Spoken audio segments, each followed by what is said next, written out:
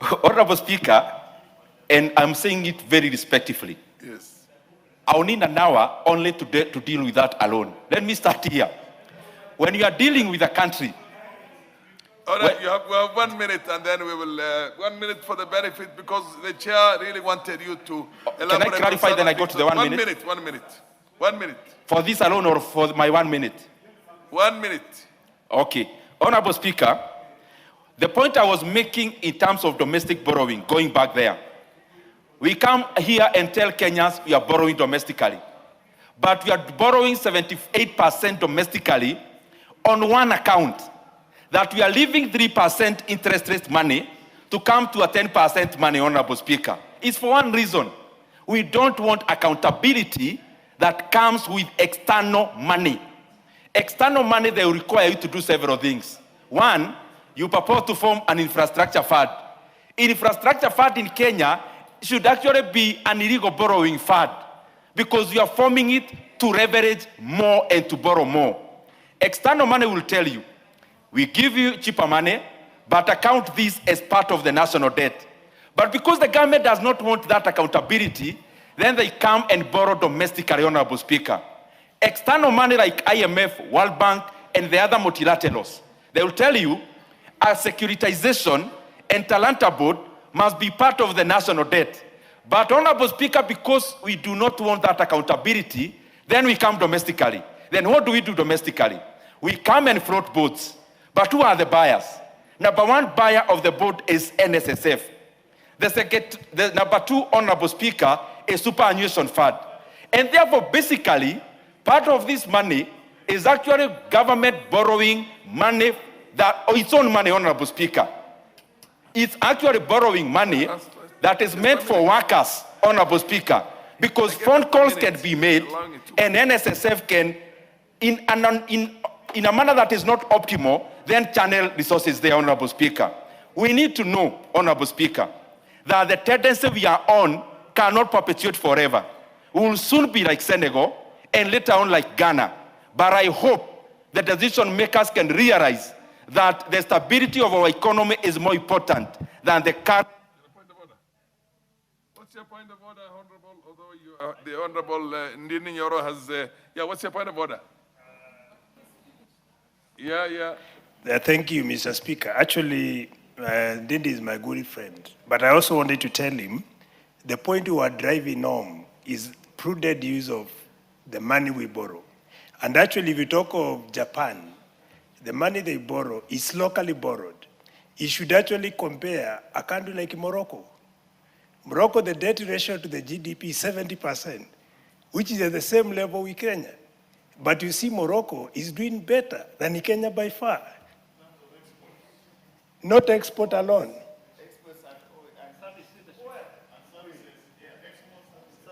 So we also need to be honest ourselves, so that we don't just talk, criticizing everything, but being positive criticism. And that is what I was trying to tell my brother, Ndindi. What's your point of order, the Honorable Dr. Wilberforce Oundo? Honorable Speaker, with deference to the young... No, you can't have a point of order. Order, Wilberforce. You cannot have a point of order on a point of order. Okay, Onchoki. Charles Onchoki. Thank you, Honorable Speaker, for the opportunity so that I can make a contribution to this motion. I wish to... The chair will make a ruling on a point of order, not you counter-arguing it. Proceed. I wish to commend the committee for coming up with this strategy, but allow me to make the following observations. I'm not confident that the total public debt is accurate. I'm not sure that the pending bills that we hear from time to time, year in, year out, being interrogated are included as part of the public debt, which they ought to. The same applies to implicit bills or implicit debts, as well as the pensions. So that we need to start from a point of doing a very accurate assessment of our debt position. Mr. Speaker, talking about a 2% to 18% mix of domestic and external borrowing, what it means is that there's going to be crowding out the private sector. The banks are going to sit pretty because they are sure of getting their risk-free 13, 14%. They'll not be innovative in looking for more products that can bring more money, particularly targeting the small businesses. So what do the small businesses do when they are crowded out from the formal financial system? They are going to turn to micro and digital lenders. The micro and digital lenders are very interesting players in this market. Many of them are not regulated, but fair to say, their terms of lending are unfair, are unconscionable. The interest rates are anything between 30% to 200%. So what that means is that the fellows are going to look, because they're looking for bridge finance, they're required to find collateral, which is supposed to be maybe a motor vehicle with logbooks, and then evaluation is very poorly done, maybe 50% of the market value of the collateral. And most of these loans are going to be defaulted. So what happens, these poor fellows, the small businesses, are going to have their collaterals seized and auctioned by the lenders, causing distress and failures of businesses, and raising the cost of doing business in the country. Mr. Speaker, we need to have a mix that encourages the private sector to borrow more from our local market so that they can thrive, they can produce services and goods that are competitive from the other markets that have access to this region. So, Mr. Speaker, equally, we need to improve the credit rating of the country so that we can attract the international borrowing that is concessional. We know that we've been struggling as a country to ensure that our rating has improved. We need to do better so that our rating is better. We need to reduce the debt service costs. We need to improve our revenue collection and some of the measures that are going to make sure that our borrowing is sustainable, our debt is sustainable, and that as well as the private sector is not crowded out. I thank you, Mr. Speaker. The Honorable Karoli Omondi. Thank you very much, Right Honorable Speaker. I actually rise to acknowledge the boldness of this report and the good work they have done. I think if you see the analysis that has been carried out and the recommendations, it is a very bold report. For example, if you go to paragraph 25, in terms of solvency of our debt sustainability analysis, this report clearly states that the debt to GDP ratio is projected to be about 65%, which actually is above the 55% plus 5 statutory ceiling set out under Section 50 of the Public Finance Management Act, Cap 412. They even go further to say that the targets that have been set, even in 2028, are unlikely to be met. I mean, this is very frank.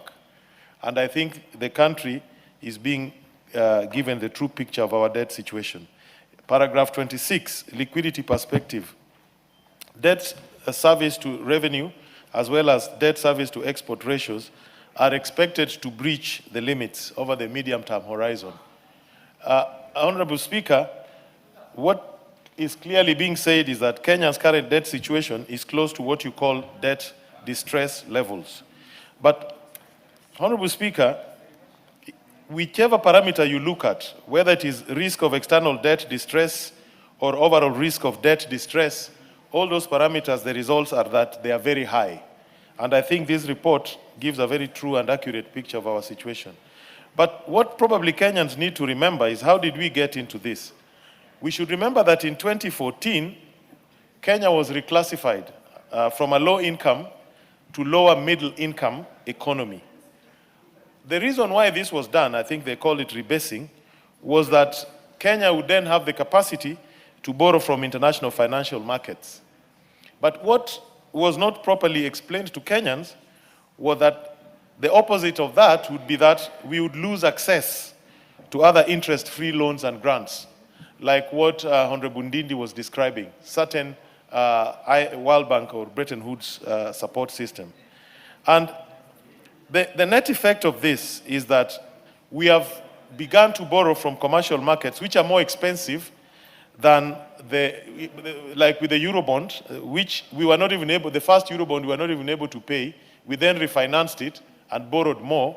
And we are now in that famous cycle of African countries who have gone to Eurobond style of always refinancing and recycling that debt. Concessional loans, such as the ones you get from IMF and the World Bank and other... This is very academic, and I think for the benefit of the chair, it is clearly academic, but very, very interesting also, because the US only borrows 3% of its all. I want NDINDI Nyoro to hear this. Honorable NDINDI Nyoro, the US only borrows 3% of its own total debt, which is 36 trillion US dollars. And they only borrow 1.2 from Japan. And over 80% of the borrowing of the US government is domestic. And well, we will respond at a later moment, because Wandeto is on there. I want everybody to hear this here, because I'm trying to see if there's a parallel. If you borrow domestically, it's bad, or if you borrow externally. In both cases, there are success stories of both. But anyway, continue, Wandeto. Thank you, Mr. Speaker, and thank you for the interesting discourse that you brought to the House. Mr. Speaker, I also rise to support this medium debt strategy, and the people of Balambala should go to bed tonight very proud of their member of parliament. They sent a good brain to this House. Mr. Speaker, a number of the issues I would have wished to raise have been raised, and so I'll just gloss over them quickly and maybe just propose one or two bills into this report, even as it goes to the next stage. Mr. Speaker, as it has been rightly pointed out, I think one concern coming out of this report is the proposal to peg our domestic borrowing to about 82%. Knowing, Mr. Speaker, very well that the SME sector is the biggest driver of job creation and economic growth in this country, anything that may undermine access to credit for small businesses and even for households, Mr. Speaker, is going to have a detrimental effect. I think we are basically proposing to perpetuate the level of profitability that we have seen in banks. Even the poorly run banks in this country, Mr. Speaker, all of them make profits, because most of the bank CEOs don't have proper day jobs. All you need to do is to wait for the Friday auction of the CBK paper, bid, and you'll make profits, because there is a ready customer called the government.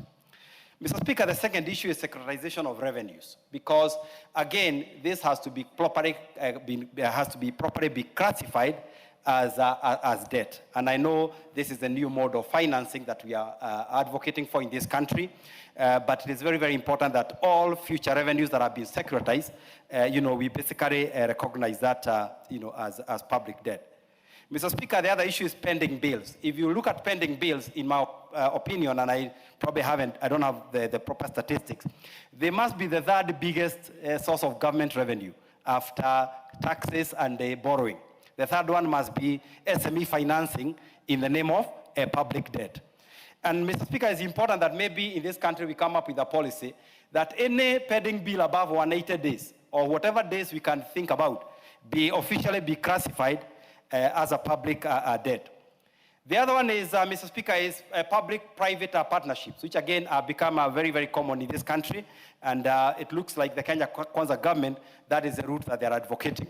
But almost all these PPPs carry a contingent liability. For example, Mr. Speaker, we have this expressway.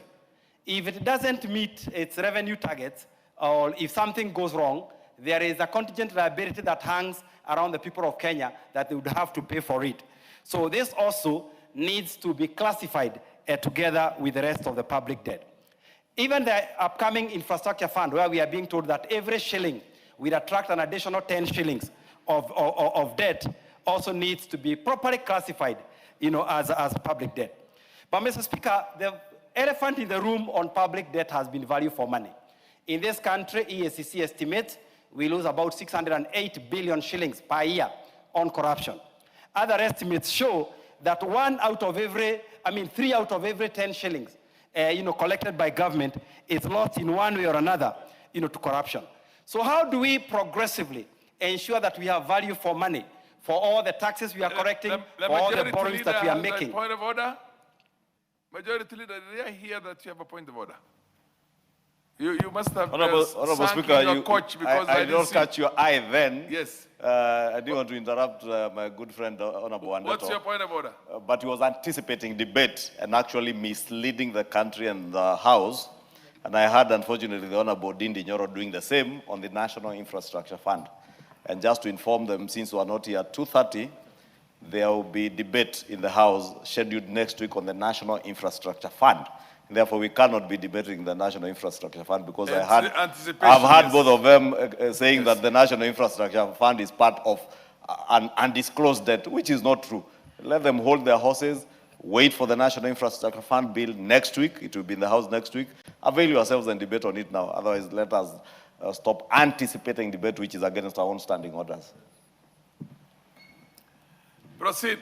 Mr. Speaker, very, very interesting. they say the guilty are afraid. Debate. But lastly, as I close this, Mr. Speaker, I would like to say that... No, what did you say? Well, what is he guilty of? No, Mr. Speaker, I didn't refer to anything. That's just my submissions, which I will substantiate what I mean. So, Mr. Speaker, I have not talked about anybody. Honorable Speaker, I rose on a point of order on the question of anticipation of debate. Yes. In response, Honorable Speaker, the Honorable Wandeto says that the guilty are afraid. Guilty of what? I hope he's not insinuating that Honorable Speaker, if you can protect me from this heckling. Order, Honorable Muhiano Undo, order. Order. You know, at least I can engage with the Honorable Undo, the Honorable Wandeto, people who have substance. Order, Honorable members, order. And some, but the member for Kipipiri cannot engage me on any substance. Order, Honorable Doesn't members. have the intellect to engage me on anything. The Honorable Wandeto, I have raised the issue of anticipation of debate. You made your point very well. And therefore, Honorable Speaker, I need your protection from those snipers. I that agree. the guilty, that he must withdraw that statement. You would be protected he by the needs chair to withdraw because... that statement. He needs to withdraw that statement and correct whether he was right to anticipate debate on the issue I raised. Honorable Wandeto. Okay, Mr. Speaker, I'm well guided by Majority Leader. You are well guided, you withdraw. That we should not debate the infrastructure fund. Order, you withdraw and apologize to the House. So I withdraw, Mr. Speaker, and apologize. But I'm not very clear what I'm withdrawing and apologizing. Proceed, anticipation. But for us to move the House forward, because I did not say who is guilty, neither did I say who is afraid. So the majority is feeling his own blanks. Proceed. But Mr. Speaker, as I conclude, on this, Mr. Speaker, one of the things that I've asked for previously in this House is a public debt register. Mr. Speaker, if you just walk the next building here called the Treasury, and you independently ask the CS, the PS, the Director of Budget, or even the Director of Debt, what is the government of Kenya debt? I can tell you, Mr. Speaker, and I can bet my money on it, you are going to get 4 different answers. So it is important that public debt is in one register. That register is open. It is something that is open, to public scrutiny. And lastly, Mr. Speaker, because of our foreign-dominated debt, I do not know, and I can be guided by Honorable Shurie, what is our policy on revaluation of debt, especially when we have exchange rate movements. Because again, this needs to be captured very well in this public debt medium strategy. So with those few remarks, Mr. Speaker, despite the interruptions, I submit. The Honorable Dr. Mutunga. Thank you, Honorable Speaker, for the opportunity to contribute to this, the adoption of the committee report on the medium-term debt management strategy. Honorable Speaker, this particular strategy, it is necessary to have the strategy because it guides the public into borrowing, into management of the debt itself. It's also important because it will help us manage liabilities, Honorable Speaker, and also the costs and the risks, so that, Honorable Speaker, we do not get into debt without realizing or rather taking into context exactly what it is that we are borrowing. Honorable Speaker, I've looked at the strategy, and it highlights on many issues as a legal requirement, first of all, and it highlights on government's commitments to maintain